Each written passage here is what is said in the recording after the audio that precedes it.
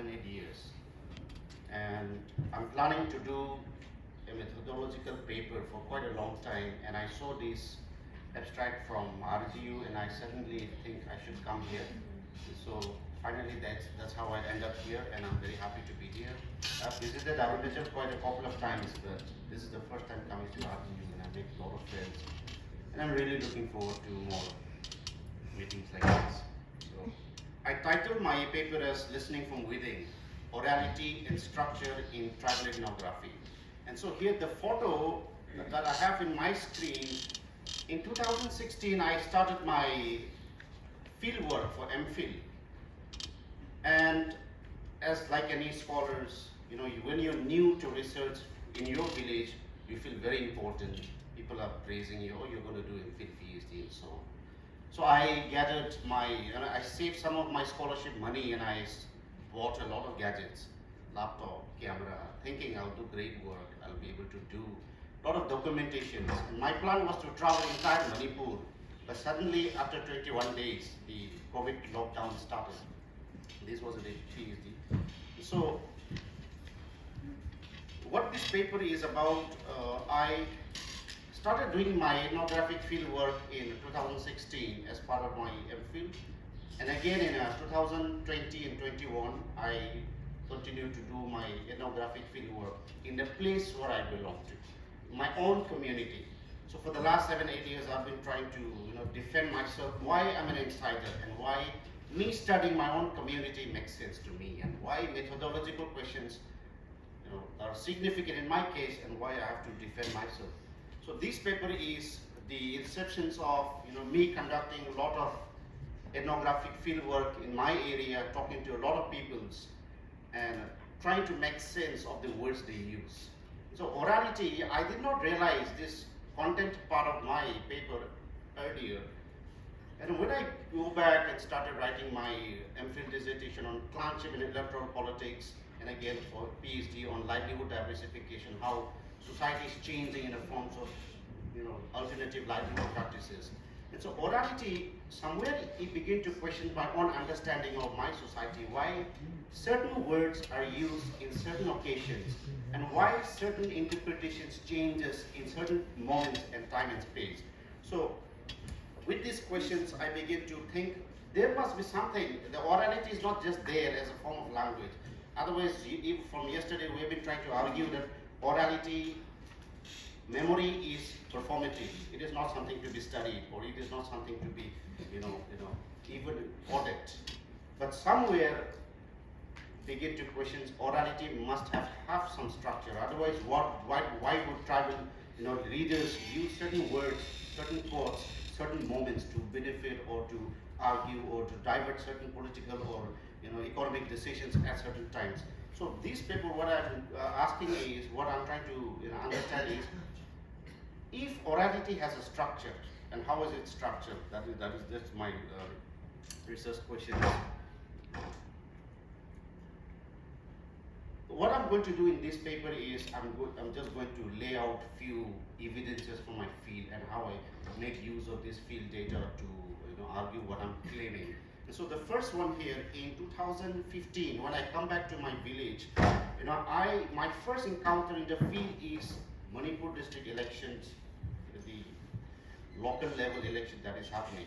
And so in the evening of 29th May, a candidate contesting for the election was hosting a feast the evening before the elections. And so all the party members are gathered, everyone is enjoying. There are female groups fasting and praying inside the rooms. The men's and the male folks in the village are drunk, enjoying. And so by evening, everybody is gathering and feasting. And so when the meal was about to get over, an old man from the group rose up and says, listen, I'm going to inform you what you're supposed to do tomorrow. So the second case, on my other narrative during elections again, a respondent, he says that during elections we recollect how clan is related to another clan. Our past relationship is important because it brought us back to ally with them to a party. To ally with clans is crucial because voting happens every 5 years and we need one another's support. It is easy to bring that past linkage during elections since our forefathers fought together during hostilities and warfare, and our forefathers defended one another's clan in times of need. We discuss those past elections and everyone's felt emotional about it. So what is important for me here is certain uses of words. Why the elderly man in the group rose up and controlled the crowds? Or why the idea of clan lineage became significant during elections. So what it says is that in this oral hierarchy, remembering and reinterpretations of orality, there is significance and it creates hierarchical order. Second one is the obligations. So the clan lineage, they identify themselves which clan they belong to, which clan they don't belong to, or which party they belong to and which party they don't belong to. Third one is to produce reality for that moment and time and space. So here, orality is not just a performative action, but it is there to manufacture political reality in that given time. So my second case here, if you look at the picture, so this is the king. In local dialect, it is called as a veo, the king house. So this is the house of the last king in the village. The king has passed away 20 years back. The house is still there, standing, it tilted towards another side, about to fall. But the tradition here is that no villagers or no relative or no family members or no individual is supposed to dismantle the house. It is supposed to fall by itself, by wind and rain. So here, what is again important is the king has died. The kingship is replaced with the village council systems. The king has no significance in the political order, but the villages the clans in the villages are fighting for the titleship of the title of the kingships. So the clans are forming groups based on who belongs to the king's clan and who doesn't belong to the king's clan. And so here again, what it signifies is that the authority is not there, but the lineage and the past advantages. The past advantages is reinterpreted in the present forms, in the present time. And also the materials, the wood, the spears, the artifacts are significant in these reinterpretations. And so here, what it signifies is that there is a continuity of authority in this structure. And so here, this data is from my PhD, and I quote one of my narrative who says that I saw coins for the first time when I was in my teenage years, perhaps around 14 or 15. My dad used to place them inside a bamboo, seal it with cloths, and buried it underground near the fireplace. I recall money being used solely to purchase meat back then. A male buffalo cost only 1 rupee. By my calculations, this was around 65 years ago, roughly around 1950s, when Manipur was, about to become part of the Indian state. So again, another narrative response. I don't know what our people will eat.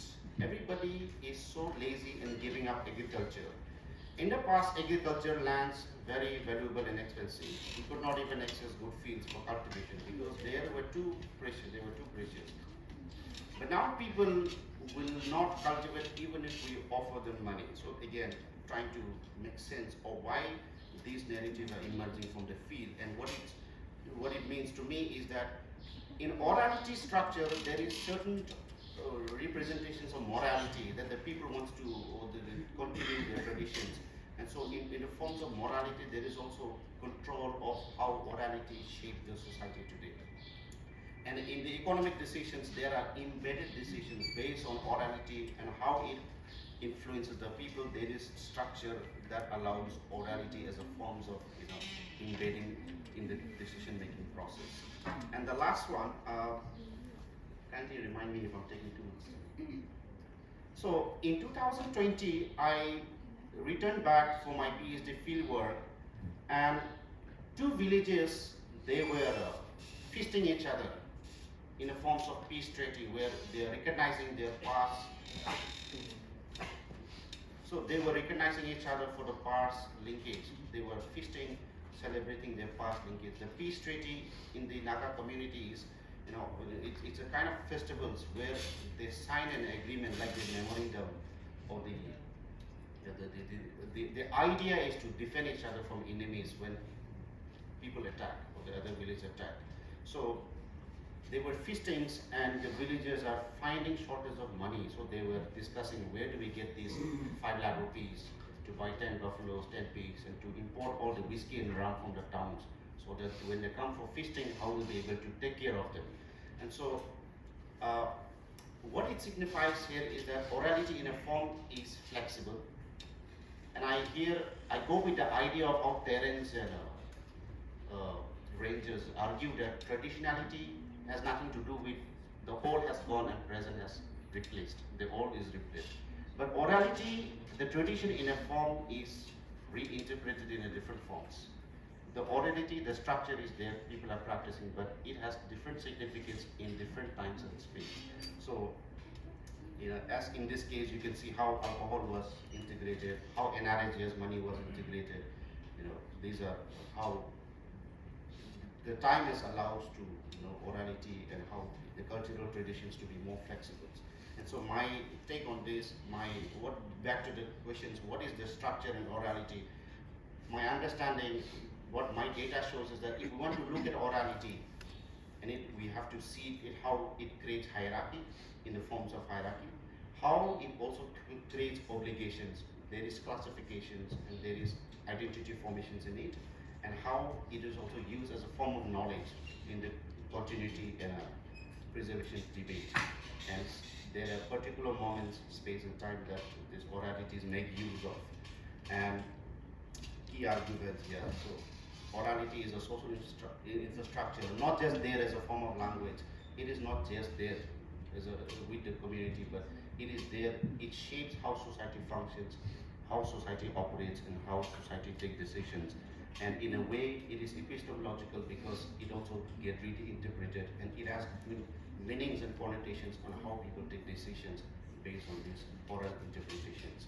And it is performative. It is not fixed, not static, but it is more of integrations and flexibility. So with this, I conclude.